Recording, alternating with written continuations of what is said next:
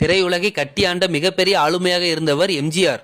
நாடக நடிகராக இருந்து சினிமாவில் நுழைந்தவர். துவக்கத்தில் சின்ன சின்ன வேடங்களில் நடித்து அதன் பிறகு ராஜகுமாரி படம் மூலம் ஹீரோவாக மாறியவர்.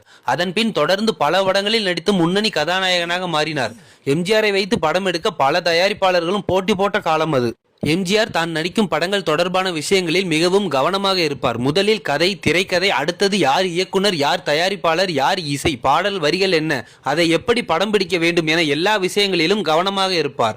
எம்ஜிஆர் என்ன மாறுதல் சொன்னாலும் இயக்குனர்கள் கேட்பார்கள்.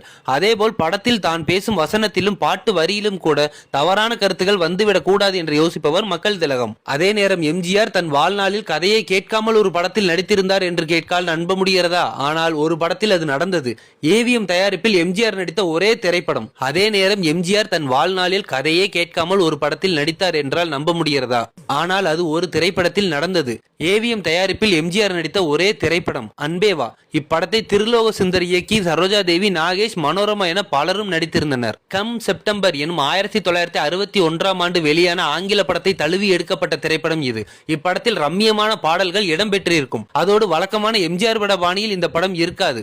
இறுதி காட்சியில் சண்டை இல்லாமல் முடிந்த எம்ஜிஆர் திரைப்படம் அன்பேவா மட்டுமே.